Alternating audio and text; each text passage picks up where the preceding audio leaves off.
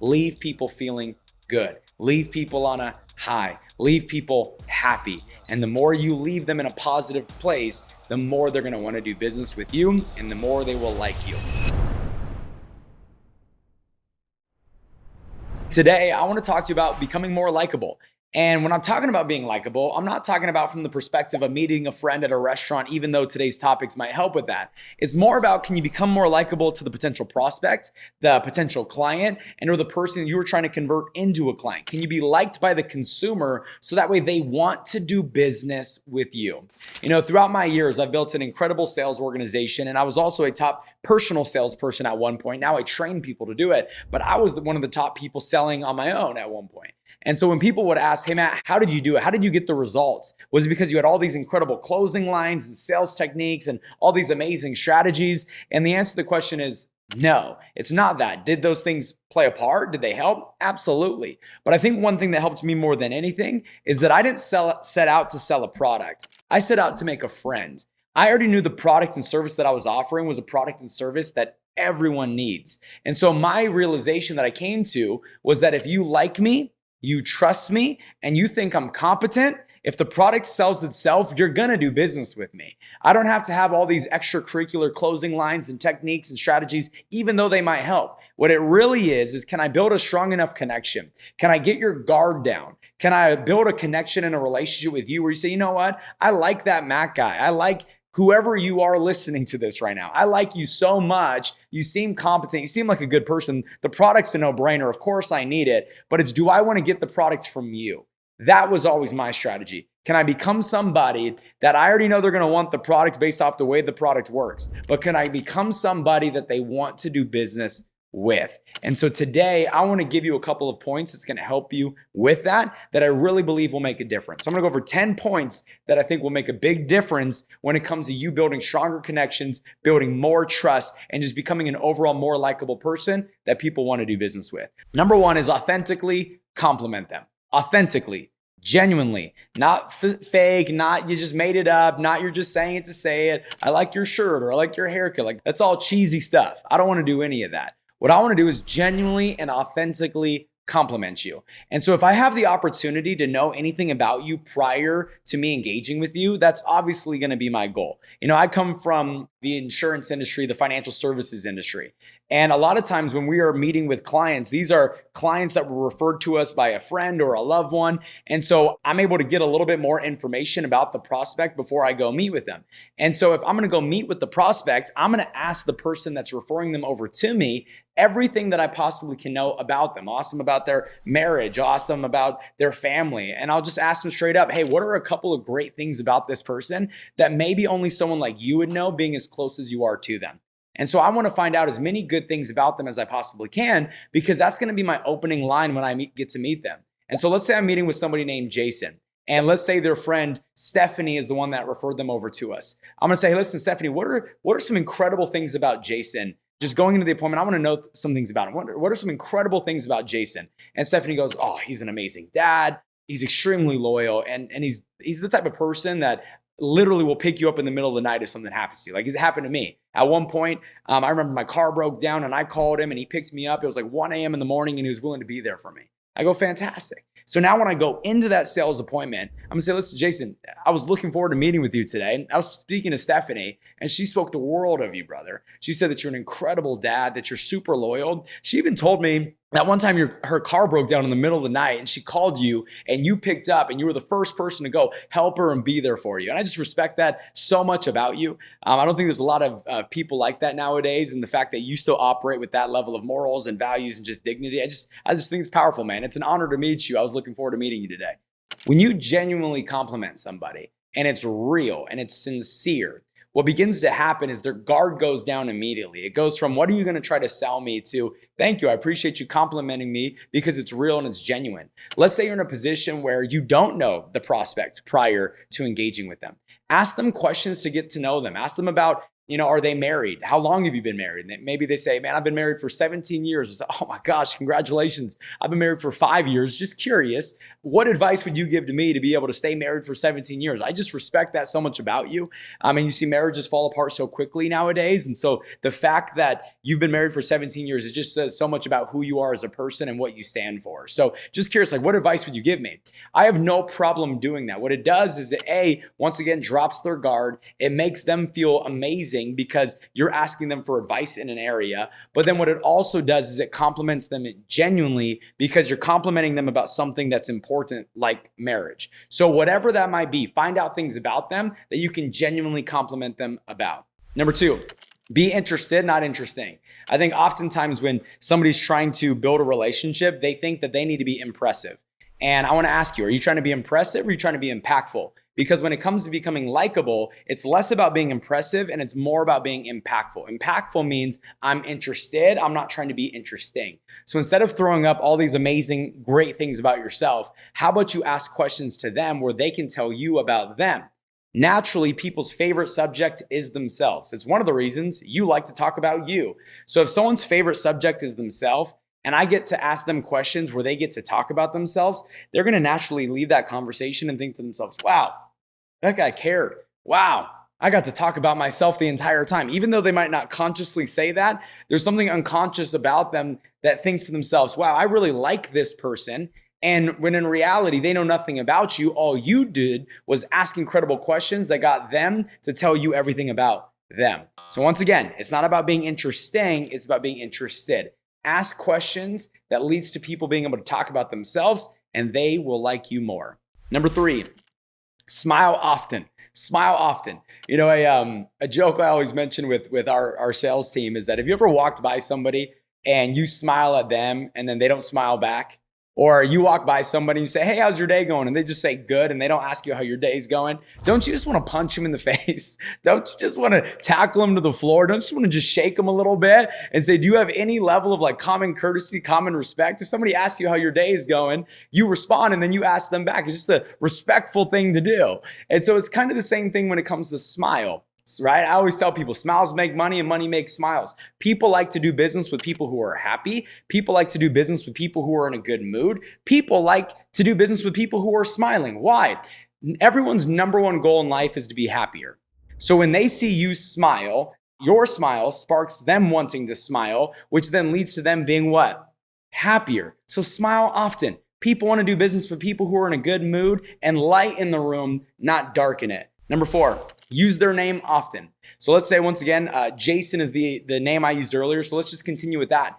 If I'm speaking to Jason, randomly throughout my sales presentation, I'm going to mention Jason's name for a couple of reasons. Number 1, it lets Jason know that I know him. What do you mean by that? Well, would you ever call somebody's name if you didn't know their name?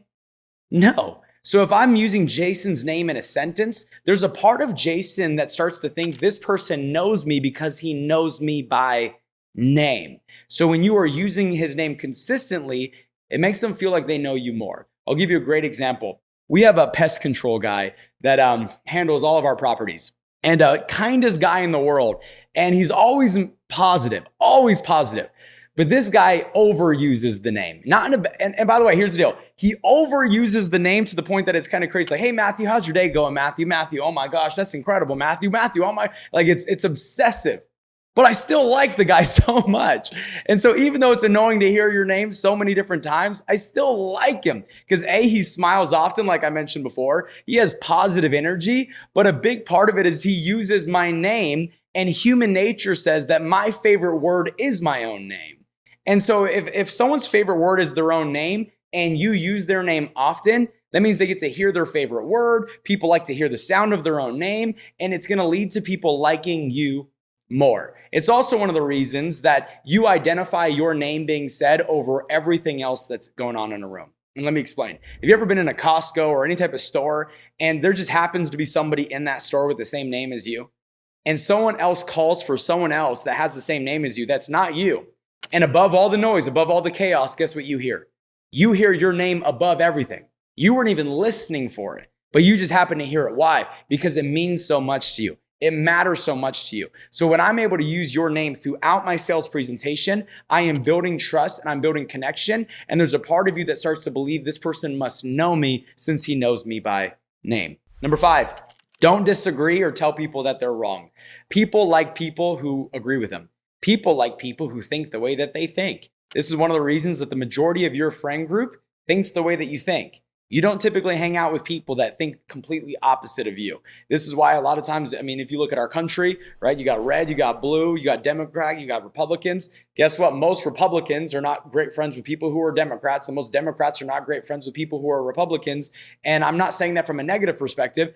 If they're openly talking about politics, those relationships do not go well. See, if they don't talk about politics, they can have an incredible relationship. Why? Because they're not operating from a disagreement. Does that make sense? I have people that don't have the same political agenda as me, and that's perfectly fine. We have a great friendship, but our friendship is not built on that. We actually do not talk about that, and I just know not to bring it up. So what is my point?